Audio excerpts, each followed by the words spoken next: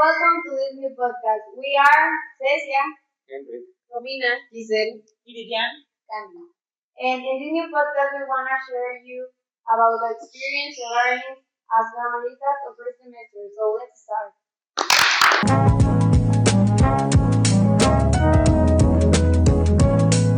Bueno, este podcast va dirigido a todas las personas que tienen deseo de entrar a una normal.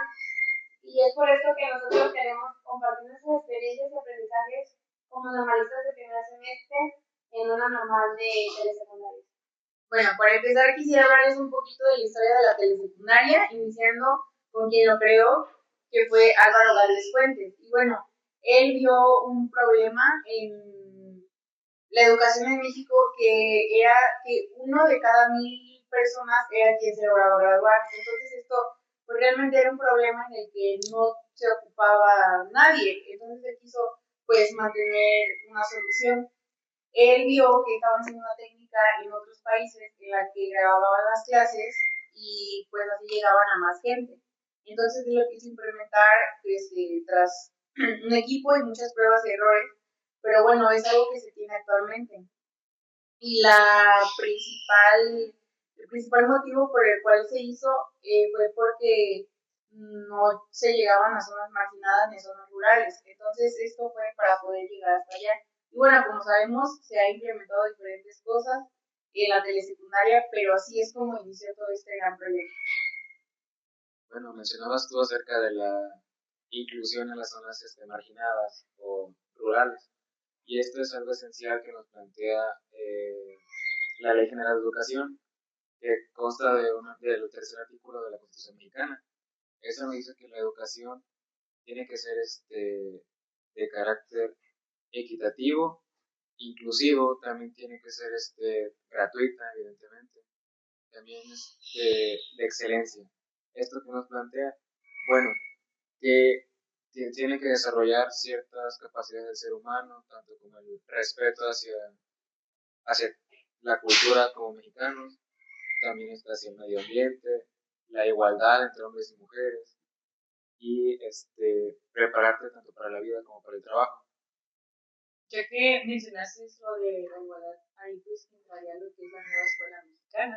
Es que la nueva escuela mexicana mencionaba que uno como docente tiene que implementar lo que es la inclusión y la equidad en el aula. Es decir, de que los alumnos se respeten entre ellos y también haya esa inclusión de las personas para los alumnos, sin importar su cultura o su nivel social, por así decirlo. ¿Y a qué me refiero con equidad? Es buscar reducir estas desigualdades.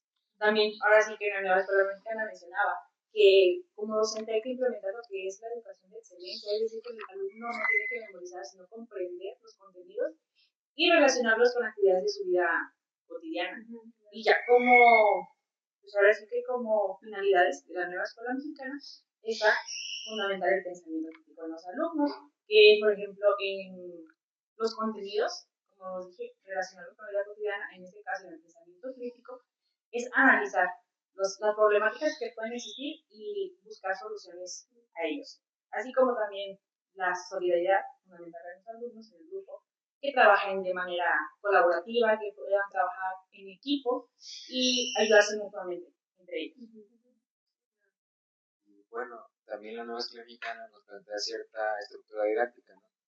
Que nos dice que, bueno, se debe basar en un aprendizaje situado, es decir, que parta de la realidad que vive el alumno. Eso también nos impulsa a hacer trabajos colaborativos, comunitarios, que se desarrollen de manera integral, tanto el saber hacer, el saber ser y el saber docente, y una evaluación formativa, que no sea tanto una calificación, sino más bien un aprendizaje, un desempeño. Y bueno, las partes esenciales de los nuevos mexicanos son la implementación de los campos formativos, que sustituyen a las materias como eje, y esto nos propone, por así decirlo, un trabajo de manera integrada, no aislado. Y pues estos campos formativos incluyen los lenguajes, saber y pensamiento matemático, del humano a lo comunitario, y ética, naturaleza y sociedad. Centrándonos un poco más en la transversalidad de los campos formativos, entra el tema de los 7 ejes articuladores con el propósito de hacer esta transversalidad en los campos formativos, tanto en proyectos como en la práctica del aprendizaje. Esos pueden ser la inclusión, donde vamos a promover el derecho de todas y todos a aprender sin importar sus condiciones físicas, sociales, culturales, económicas o de aprendizaje. De igual manera, el pensamiento crítico, que va a buscar que los estudiantes analicen, cuestionen y reflexionen sobre la información y toda la realidad que los rodea. La igualdad de género, que va a promover el respeto, la equidad y la igualdad tanto entre hombres y mujeres. La interculturalidad, que va a reconocer y va a valorar la diversidad cultural, lingüística y social del país como mexicanos. La vida saludable, que va a promover esta parte del bienestar físico del alumno. Las artes, que van a reconocer las artes como el medio de expresión que tienen ellos. Las culturas digitales, que va a promover el aprendizaje tanto crítico, ético y responsable de las tecnologías. Y el cuidado del medio ambiente, obviamente, que va a fomentar el cuidado y la protección de la naturaleza y de los recursos naturales que ellos pueden llegar a observar en la comunidad. Como que la mente quiere darle conocimientos a veces a los jóvenes que pueden utilizar en su vida adulta, ¿no? Sí, claro. Bueno, y hablando sobre la NEM, pues vimos sobre los planes, ¿no? El analítico y el sintético. No sé si se acuerdan que el sintético habla sobre, bueno, que todo el plan sintético ya está establecido y no podemos cambiarle, bueno, no podemos quitarle nada, pero le podemos agregar cosas dependiendo de las necesidades de cada grupo o del maestro, lo que vea, ajá. Y bueno, hablando específicamente sobre las planeaciones y el formato de planeación, que fue lo que vimos en este primer semestre, siento que algunos elementos esenciales que no pueden faltar en ninguna planeación son, en primer lugar, el encabezado, que como sabemos lleva el nombre del maestro, el nombre de la escuela, la clave de la escuela, el grado, el grupo y la fecha, ¿no? De ahí cosas como el propósito del proyecto, el nombre del proyecto, tanto del PPA como del proyecto académico y el nombre del proyecto, ¿no? También no pueden faltar los contenidos ni los subcontenidos. Y los PDA, por supuesto, eso de plano, ¿no? Como sabemos, como nos dijo la profesora. También de que, bueno, ya mencioné el propósito del proyecto, ¿no? Y otros rubros que no pueden faltar son como las fases del proyecto, las actividades, los recursos y materiales que se van a ocupar, las evidencias del proyecto, la evaluación y también se debe de definir el lugar, no, el rol de tanto del maestro como del alumno, ¿no? O, pues bueno, eso yo recuerdo, no sé si ustedes piensan igual que yo o creen que les faltaría algo. Sí. Siento que ahora sí que te estás enfocando en la planeación teórica que va a utilizar el docente, pero ya siento que en la parte de la práctica se utilizan lo que son las habilidades docentes. Como mencionaba el maestro Liceo en su curso, hay que tener habilidades de expresión oral, es decir, de que el maestro tiene que utilizar un lenguaje en el que los alumnos se puedan entender, no le podemos hablar con palabras tan científicas, tan técnicas. Sí, el maestro, pues ahora es que se tiene que acoplar un poquito ahí en el uso del lenguaje en lo que ellos puedan comprender. Comprensible. Comprensible. Y también una escucha activa, es decir, que el maestro también tiene que escuchar las opiniones de los alumnos y si tienen alguna duda, escucharla y contestarla y aclararle esas dudas. También como pues el lenguaje corporal, como mencionaba el maestro, de que eso ayuda a motivar a los alumnos, de que por ejemplo, de que él dice que, maestro, y contesta de una manera correcto, mencionaba el maestro, de que felicitarlos. Es que estas acciones hacen que el maestro, que los alumnos puedan estar motivados y atentos más que nada a la clase. Sí, es un complemento del lenguaje. Sí, una participación activa también. Y retomando un poquito lo que dice mi compañera Ceci acerca de las planeaciones y tú sobre las habilidades que debe tener un maestro, creo que todo esto nos lleva a cómo brindar una buena práctica y cómo ser un buen maestro, ¿no? Y también hablando un poquito más de las habilidades docentes, pero ya como de manera personal del propio docente, creo que una de las más importantes es ir avanzando con la tecnología, ¿no?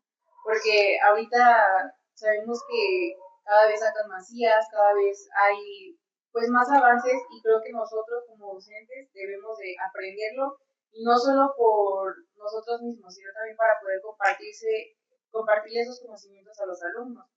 También recordando que nosotros somos facilitadores del aprendizaje de ellos y que nuestra práctica docente debe de ser a base de la inclusión, de la equidad y de la diversidad, adaptándonos nosotros a ellos.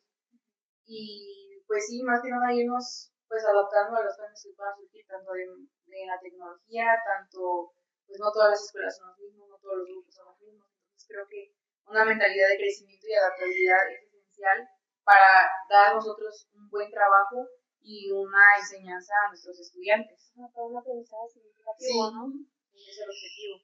Sí, claro. Igual, desarrollando este tema y las habilidades de los docentes, me parece que el pensamiento tanto crítico como el básico del docente influye mucho, ya que viendo muchas realidades educativas, el docente tiene esta parte donde al presentarse un problema él tiene que reaccionar rápidamente o al llevar a cabo su práctica docente, como dice la nueva escuela mexicana, nos tenemos que adaptar a las necesidades del estudiante antes de que, o bueno, mejor dicho, a comparación de que ellos se adapten a nuestras metodologías, a nuestras maneras de enseñarles, ¿no? De igual manera, por ejemplo, al probar una metodología y ver que esta no funciona, en lugar de culpar a los estudiantes por decir, bueno, ¿qué estoy haciendo? Que ellos, ajá, claro. Entonces el docente va a tener esa capacidad de pensar, bueno, mi metodología no sirve, vamos a cambiarla, sí, claro, para que los estudiantes se adapten y vayan aprendiendo y relacionándose más con los aprendizajes y que ellos los obtengan, porque esa es la finalidad del proceso de enseñanza y aprendizaje. Ajá, no poner el alumno en primer lugar. Sí, claro, al centro de la educación. Bueno, y hablando de la práctica docente, como hemos visto, considero que una de las características es que es compleja, porque el docente, de dar cuenta, es un ser humano, se puede equivocar y también puede aprender sus errores. También tendrá habilidades muy personales que ya va desarrollando a través de la experiencia, de la práctica, o bien las puede adquirir. Por ejemplo, una es la paciencia, es vital. Por ejemplo, si yo como docente explico un tema, si mi alumno no entiende, pues yo con gusto lo vuelvo a repetir las veces que sea necesario. Obviamente, pues ya si le pasa un límite, pues ya hay un problema, un problema de comunicación, ya tendría que explicar, ¿verdad? Pero, ajá, y también entender que mi grupo, o sea, cada alumno no es igual. Cada alumno tiene su propio ritmo de aprendizaje, un estilo de aprendizaje diferente, y hay que adaptar, pues, mi práctica, mis metodologías a las necesidades de este grupo. Bueno, me tengo yo que adaptar a mis alumnos, a investigar, pues, estas características de mi grupo, observar más que nada, y también estar dispuesto a ser flexible, a cambiar mi práctica docente por ello, porque la finalidad es que mis alumnos aprendan, que generen un aprendizaje significativo. Y este es pues un compromiso profesional y ético de mi práctica, por finalidad, como decía, de mejorar la educación de México y de los estudiantes, para que realmente lo vayan aprendiendo. También un punto importante que analizamos durante el curso era el tacto pedagógico. Es algo también muy humano de la práctica docente y que esencial y se va creyendo también con la experiencia, con la trayectoria del docente. Pues ya saben, implica escuchar al estudiante, escucharlo, sin juzgarlo, no emitir un juicio antes de, primero tengo que conocer qué está pasando el alumno, entenderlo. Ajá, sí. Es como una combinación de todas las habilidades. Ser sensible, ser empático con el alumno. Porque, por ejemplo, ahorita vamos a trabajar con estudiantes que estén pasando por la adolescencia. pues sabemos que la adolescencia pues, es una etapa de desarrollo complicada porque tiene varios cambios. O sea, así como dice Romy, ¿no? Pues como vimos también en el curso de facultad, es una etapa en la que llegan muchos cambios, tanto físicos como emocionales, ¿no? Y en esta etapa siento que los adolescentes sienten todo al máximo y es donde empiezan a hacer su propia identidad y que quieren ser más autónomos. Y siento que esto puede generar algunos conflictos, ¿no? Y como docentes debemos de ser pacientes, empáticos, comprensivos, comprender todo lo que están pasando, ¿no? Además no podemos, pues, o sea, tenemos que tomar en cuenta que el tipo de crianza que llevó cada alumno es muy diferente y que cada adolescente es muy diferente debido a eso, porque genera un gran impacto, o sea, la crianza genera un gran impacto en tu adolescencia, ¿no? Y, por ejemplo, todavía no somos papás ninguno, ¿no? Pero siento que el momento en el que llegue, o un consejo para mí como maestro, para los papás sería de que, pues, no ser ni tan permisivos ni tan estrictos, o sea, no llegar a algún extremo de cada uno, porque, pues, eso podría generar problemas, ¿no? Generar un equilibrio entre esos dos. Y siento que el fomentar desde pequeños, o sea, que en casa, la comunicación y el respeto, siento que podría facilitar esta etapa de la adolescencia para los papás, porque como sabemos el rol de la familia es muy importante, o sea, es esencial, porque en la familia es donde se inculcan los valores y son quienes ayudan a construir la identidad del adolescente, ¿no? Y el que el adolescente tenga a su familia como una red de apoyo y no una red de conflictos en donde cada que diga algo lo confronten o le digan que no, o sea, es esencial para que el adolescente pueda atravesar esta etapa de adolescencia como una etapa, pues, más de la vida, no una etapa de enseñanza, sino una etapa traumática, porque pues hay gente que sí atravesó su adolescencia y fue algo súper traumático. Y aunque también incluye mucho, pues, mencionando a la familia, pues, las amistades, ¿no? Sí. El entorno social también incluye mucho, porque el adolescente en esa etapa dijeras, tú buscas identidad, pero también busca como que encajar y ser aceptado más que nada. Sí. Ahora sí que en el círculo social. Sí, o sea, la familia, si no te cuentas, pues influye mucho en la motivación que tiene, pues, el alumno por aprender.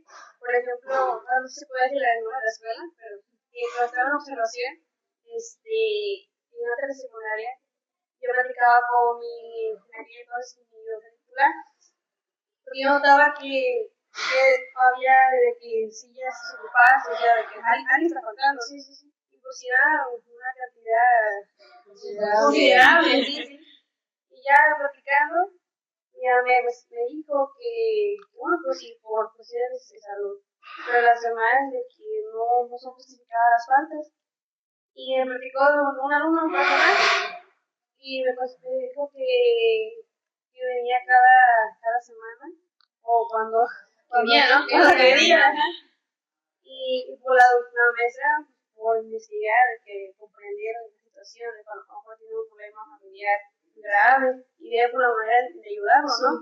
Pero por la maestra citó a los padres y no me acuerdo. O sea, sí estaban interesados. Sí, estaban interesados. El contexto en el que vive cada estudiante, las cosas es diferente. Tanto lo económico como lo social, como lo cultural o lo familiar, afecta mucho en esto. Ahorita que mencionas eso de los contextos, enfocándome un poquito más en lo económico, creo que, pues a pesar de que se encuentren pues en la misma zona, ya que van en esa escuela, no todos tienen las mismas posibilidades, ¿no? Y creo que eso también pues repercute mucho en cómo lleven sus estudios ellos y cómo lleven también su vida social y todo lo demás, pero sí, o por ejemplo, económicamente hablando, también de las escuelas no es lo mismo que tú estés estudiando en una zona en específico y en otra, porque no todas tienen el mismo, pues la misma posibilidad de tener diferentes material, ¿no? Sí. Tal vez algunos no lo puedan llevar, o que se limita a cierta parte de aprendizaje. Claro, hay un límite. Porque no debe ser así, pero pues lamentablemente es la realidad en la que vivimos. Y y por ejemplo en lo cultural, por ejemplo, como mencionaba la maestra Carla, que si tú te vas a una comunidad muy marginada, tú no puedes llegar e imponer tus creencias, ¿no? O sea, tú no puedes llegar y hablar de qué tema. Ajá. O sea, debes de llegar y hablar conocer el contexto. No, y estaría bien pues hablar con los padres de familia y preguntar Sí, puedo hablar sobre ese tema con total libertad. Y ya pues ahora sí que los padres de familia decidan, no podemos llegar a imponer. O bueno, mencionabas acerca de que no puedes hablar cualquier cosa en una comunidad marginada, pero no siento tanto que sea en lo marginado, sino en lo aislado. En qué tan aislado están sus pensamientos, sus creencias, qué tan arraigado está hacia esa cultura. Sí, que es lo que influye diferentemente. En la mente abierta. Bueno, sí, por eso siento que todos estos contextos, pues sí son muy importantes, influyen mucho porque, pues sí lo pudimos observar, ¿no? En las ambas escuelas a las que fuimos eran muy diferentes. Totalmente. Bueno, que aunque no están de que lejos de las cosas, están cerquitas, pues que los contextos que se viven ahí son muy diferentes, porque yo tenía, una niña del salón en el que hice práctica, de que, por ejemplo, en la familia, la muchacha, bueno, niña, o sea, adolescente, estaba de que tenía un novio bastante años mayor que ella y de que el novio le dio a probar marihuana a ella. Y entonces, o sea, ¿en dónde queda la familia? ¿En dónde está su mamá? ¿En dónde le dicen, la guían para ver qué está bien o qué está mal, ¿no? No está como tan al pendiente de realmente sus hijos. Ajá. Y por ejemplo, lo que dice Romy, de que faltaban sus alumnos, es desde la infancia en donde se crea este compromiso, esta responsabilidad en el niño, en el adolescente, porque, o sea, por ejemplo, oye, mamá, es que no quiero ir a la escuela, o sea, tú tienes que ir porque es tu única responsabilidad y es mi obligación como papá mandarte a ti. Así que siento que eso se va formando desde chiquito, porque, o sea, ahorita en la adolescencia los queremos corregir, o sea, ya no se puede. Bueno, aún están. Sí, pero obviamente va a ser más difícil, ¿no? Influye mucho más en la infancia y en la crianza que ahorita. Ajá, ¿no? porque el infante se puede moldear.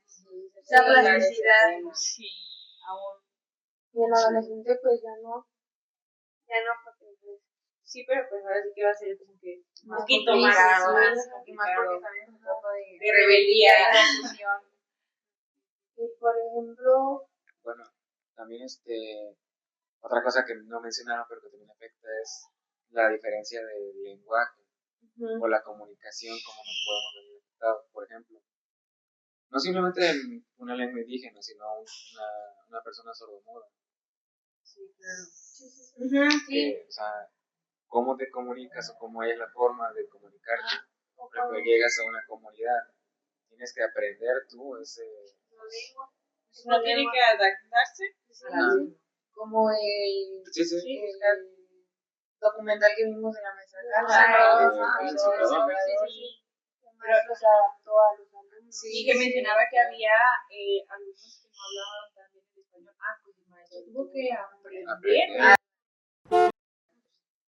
Hablaban y estaban muy o por ejemplo, en estas últimas, bueno, de los instrumentos que ocupamos, yo siento que la guía de observación fue de mucha ayuda. Porque como de que ya no fuimos en ceros, vaya, a la observación. Ya sabíamos que íbamos que podíamos observar y ya no fue tan difícil. Sí, porque yo preocupados al principio. Sí, que decían, van a observar y qué vamos a observar y ya. No, llevan una idea de observación. Ustedes llevan todos los materiales necesarios. Más calmados. Sí, claro, y debido a esta herramienta es donde nos pudimos fijar más en los distintos contextos, ¿no? Y en cómo estos afectan en la práctica docente de cierta manera. Ya pueden ser, pues también en las colonias, en lo social, en los recursos que tiene el estudiante también para desenvolverse, o también el porqué de las faltas también se puede conocer ahí y todo esto. Claro, es importante. Creo que no sé si alguien más quiera decir algo. Pues todo esto que estás platicando pues lo registramos en un diario. En la vida de campo, porque todavía no somos docentes como tal, pero Todavía no estamos frente a grupo. bueno, sí, Docentes en docentes de formación, sí, sí. En el día de campo, por ejemplo, ahorita las actividades que nos pidieron, ese día me ayudó bastante, porque me ayudó a recordar todo lo que viví con detalle. Bueno, ¿alguien más que quiere decir algo? Bueno, para concluir, siento que nuestra experiencia en este primer semestre, aunque lo tuvimos de forma híbrida, siento que bien o mal me aprendí algo. Sí. O sea, mucho o poco va dependiendo de cada quien el esfuerzo que puso, ¿no? Siento que me dio otra perspectiva, o bueno, a todos nos dio otra perspectiva de lo que es la docencia, que no es solamente, no sé si recuerden una frase que decía en uno de los libros que leímos, de que el que sabe, sabe, y el que no, enseña. O sea, es muchísimo más difícil eso. O sea, es difícil, es muy difícil pararse frente a un grupo porque no es solamente pararse y enseñar algo. Implica muchísimo más cosas, como pudimos ver a lo largo de todos los cursos. Y creo que, pues, bueno, en mi opinión, pues, siento que termino con un gran sabor de boca, con muchos aprendizajes y muchas amistades hechas en este semestre también. Y bueno, ya retomando lo que dijimos al inicio, este podcast está dedicado a todos los que quieren aspirar a entrar a una escuela normal. Y solamente quisiera decirles que no se queden con las ganas, que lo intenten. Ya, quizá en el camino se decidan y se cambien de carrera. O quizás encuentren su vocación, o sea, encuentren que les gusta dar clases, se enamoren de la docencia. Pues bueno, eso sería todo por nuestra parte. No olviden vernos la siguiente semana. Prófugos de R1. Gracias por ver. Gracias.